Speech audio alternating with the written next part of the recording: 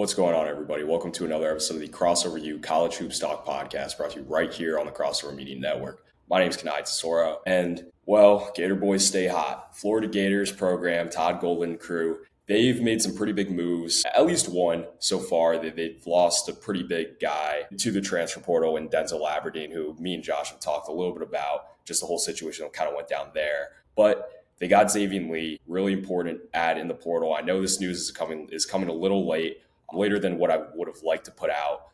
But also some news that is also a little late at this point. Thomas Haugh has announced his return to the Florida Gators program, which is really, really important for Florida. I know there's a lot of news surrounding both Haugh and Alex Condon, just in terms of what those guys are going to end up doing with declaring for the draft and if they decide to come back or not, or keep their name in the draft and go through that whole process. But I'm going to talk all about that on this episode today. But before we get into that, if you like this podcast or anything else to see on this channel, please do whatever you can to engage with our videos. It really does help with being able to get our content out to a larger audience. So whether it's liking the video, subscribing, or just telling other people about it, it all really does help with YouTube's algorithm.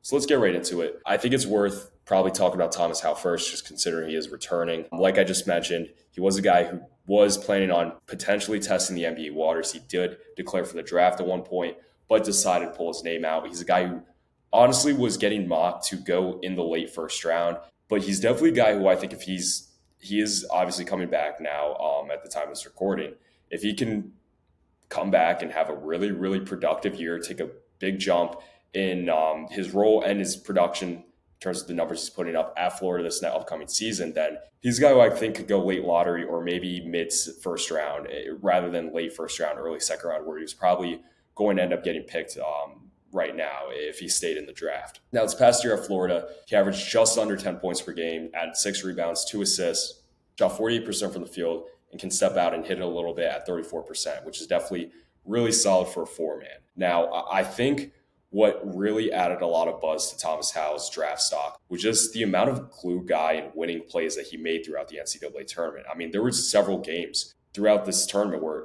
Florida was dead in the water. They faced double-digit leads in almost every game this past NCAA tournament. They were able to overcome it every time and ended up winning a lot of games, so probably almost every game outside the first and maybe second round that they probably should have lost, which just goes to show you how incredible of a run that Florida program had this past year. Now, a big reason why they were able to come back in a lot of those games was just the toughness and winning plays that Thomas Haugh made time in and time out. I mean, that guy dove on the ball. I mean, he was getting on the glass, had really, really tough finishes at the hoop, was able to step out and hit shots at times. I definitely think one of his biggest moments was by far in the national championship game against Houston when Thomas Haugh had the block. I think it was on a 3-point attempt. I forget by who on Houston, but he was able to come down, take it coast to coast, and get an and one on the other end. And I think that was arguably the biggest play of the game, probably right next to Elijah Martin's three-pointer late, maybe midway to late in the second half. I can't fully remember. It was several weeks ago at this point. I need to go back and watch the game. It was a great game. It's more than worth watching outside of me seeing what Thomas Haugh did. But again, huge momentum plays he made time and time again for Florida. And he was able to keep them in a lot of games, keep the energy up. And he's a guy who I think can definitely have a huge, huge jump in his production next year. I definitely think he doesn't get credit enough for his playmaking out of the 4 spot. I definitely felt what really helped Florida early on against Auburn in the Final Four game was where they weren't really hitting shots. Auburn was really successful with what they wanted to do, but I definitely think the playmaking from the 4 spot that they got of both Haugh and Condon really kind of kept them in the game early on. Of course, they probably prevented them from being down maybe 20 going to halftime as opposed to around like maybe 7 to 10. I again can't fully remember, but again, he's a guy that's just kind of showcased what he can do, playing a role, being a glue guy. And now he's going to be in a much, much bigger role than what he did this past year. I think he's going to be on the ball a lot more. He's going to be able to do stuff out of post and play make out of there. I mean, I could definitely see him ending up, their games are a lot different, but I think he could have a similar type of impact that Janai Broome had at Auburn this past year. Just with what he can do. He's so versatile out of that 4 spot. Just what you can do in it. And you consider Todd Golden a coach. I talked about how Shire. I've talked about several times. So let me just say that, where I definitely think a lot of the younger coaches in the sport right now are very analytics based, and they're so smart with how they figure out lineups and what offense to run at what certain points of the game, the moves to make coaching wise. And I just think Thomas Haugh is going to benefit out of that so much with how analytics and based and how smart Todd Golden and his staff are with being able to scheme up the right things to do at the right time, both offensively and defensively. And Thomas Haugh was, speaking of defense, Thomas Haugh was a really great defender for Florida this past year. Kind of plays into that glue guy mantra of him just making tough winning plays a lot of the time. And now I'm really excited to see him in this elevated role, and I think he's going to excel in it. I don't know that Florida will have the success that they had this past year. Of course, it's so hard to go back to back. I definitely think it's in the realm of possibility. Just with how the roster's kind of shaking up, which I'm kind of going to get into with talking about the Xaivian Lee transfer, I'm just not sure. But I think if they are going to be anywhere close to level of success they had this past season, Thomas Haugh is going to be more than likely the number one reason why. And I think he's by far probably going to be the best player on this team going to next year. I think this is a good point to move forward and talk about Xaivian Lee deciding to pick Florida. Like I mentioned at the beginning of the video, this is pretty late that I'm putting this out. Would have liked to put this out sooner, but I did kind of want to wait to see what went down with Condon and Howe and their decisions regarding the draft. Now that Howe announced his decision, I think it's a good time to talk about Xaivian Lee. He chose Florida over St. John's and Kansas. All schools really, really wanted him. I don't think Kansas was ever a real possibility in Xaivian Lee's eyes. I think he probably just put it out there just because it's Kansas. It obviously makes you look a lot better. I'm not saying that Florida or St. John's is anything that doesn't look good in terms of schools that are interested in you, but of course, Kansas being a blue blood, established blue blood. I know Duke was at a certain point possibly in the running for Xaivian Lee. Obviously, I think with just them being in the Final Four and everything that went on, with them having a late start to the portal, probably didn't help their cause for getting Xaivian. But it was really a two-horse race between St. John's and Florida. And with that being said, I do really like his decision in choosing Florida over St. John's. I just think his style of play so much more better fits the SEC than it does the Big East, where the Big East is so team central and getting stuff out of sets. And in the SEC, you have guys that can go and create. I mean, you look at Todd Pettiford at Auburn, Walter Clayton at Florida this past year, Elijah Martin at times, and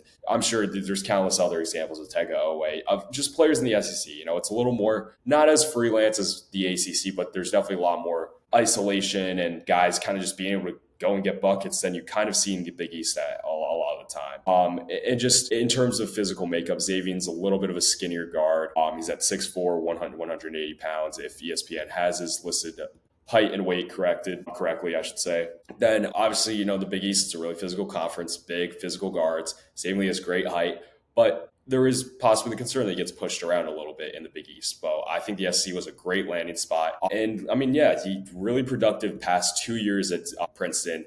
2 years ago, or year before this past season, I should say, he scored around 17 per game, averaged around 3.7 assists. I definitely think while his maybe he didn't have as much attention this past year as he did the year before, I still think you have to look at games like the Rutgers game that was played at the Rock in Newark, where, I mean, he really put on a show against the likes of Dylan Harper and Ace Bailey. I think he had 21 or 22 in the game, 10 assists, just a really outstanding game from him. I mean, he's performed against high major competition, done really well in the Ivy League. You really did think Princeton was going to be a lot more of a fun, dangerous, potential tourney team this past year, but ultimately didn't have a great season in the Ivy League. But that's not a slight to Xaivian Lee, because he did have another really productive year. He averaged around 17 points per game again, but really increased his assist numbers, averaged around 5.5.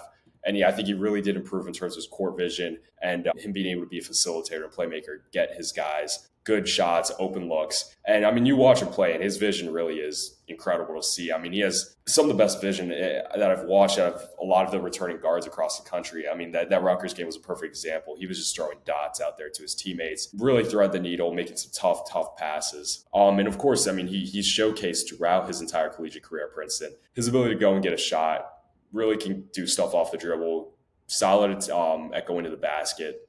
And he's able to, elevate, hit shots in the mid-range. Not the most efficient three-point shooter at 36% this past year, but I definitely think that's a credit to him being on ball so much and having to take a lot of tough shots.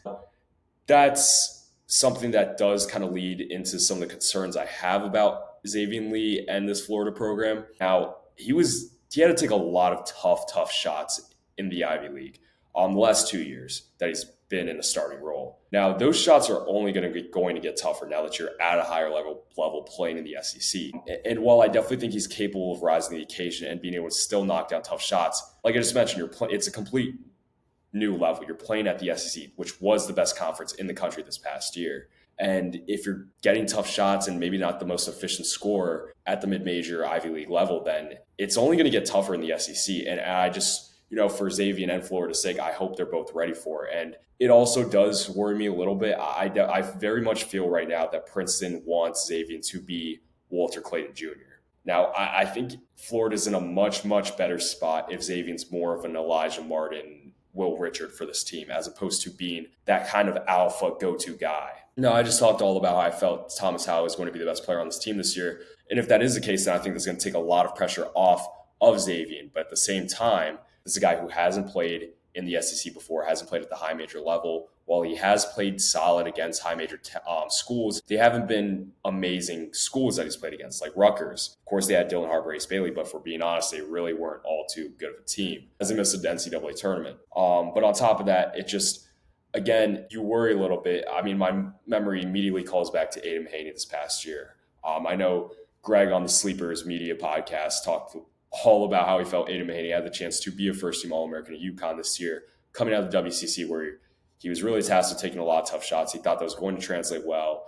And it just, you really don't know how mid-major guys are going to be until you see them at the next level. And I definitely feel like a lot of the time you're a lot safer banking on guys who are more efficient at the mid-major level. My mistake. Just in terms of, I think that translates a lot better to the high major level. Just Chaz Linear at Tennessee was a great example this past year. Super efficient at his last year in North Florida. Came to the SEC, played at Tennessee, was awesome this year. Jerry West Award winner, best shooting guard in the country. And again, I just have a little bit of some concerns just how many of the tough shots Xaivian Lee had to take. Now, you have to consider the level of players that are going to be his teammates at Florida are a lot better than what was at Princeton. But at the same time, if he's forced to take so many tough shots or finds himself in spots where he has to take tough shots, it's only going to get tougher for the SEC. And the SEC does not look like it's going to be slowing down anytime soon, with so many programs in that conference already reloading going to next year. But again, I think he's really, really, really talented playmaker, can definitely score, as we've seen the past 2 years. And I am really, really excited to see Xaivian and this Florida team. Thomas Haugh getting him back was huge. They did lose Denzel Aberdeen, which is what I mentioned at the beginning of the episode. That kind of concerns me a little bit, just because it's probably going to put Urban, I'm not sure if I'm pronouncing this correctly, but Urban Clavzar in a lot bigger of a role than what he was in this past season. And, they also did miss out on Cedric Coward, who has committed to Duke, which I put out a video for. So you should definitely go check that out if you haven't already. But again, I just worry a little bit that Florida wants Xaivian to be the next Walter Clayton. I just don't know if he is that type of alpha number one guy. And I definitely feel like Florida does need to do maybe a little bit more work in the portal in terms of being able to get another, probably bigger lead guard type of guy. I mean, Xaivian would more than likely be running the point. I don't see how he's not the starting point guard for Florida going to next year. But I think you definitely probably want to try to go after another guy who's able to go and create his own shots, really solid shooter, probably a little bit more efficient than what Xaivian was at Princeton. Maybe someone even already proven at the high major level. But again, it's getting late in the portal cycle. Your options are running dry.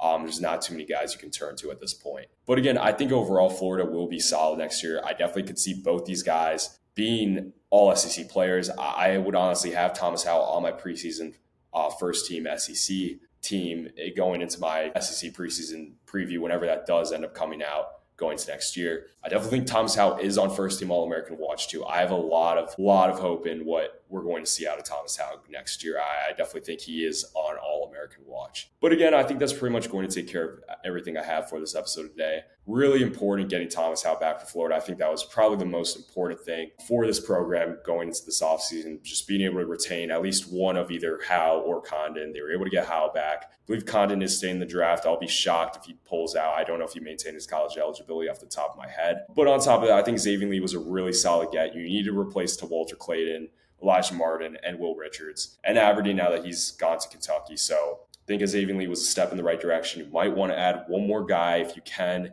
just to kind of balance things out a little bit. But I'm definitely going to be really excited to see how the Gator boys play out in Gainesville next year. But until the next episode, I will see you all next time.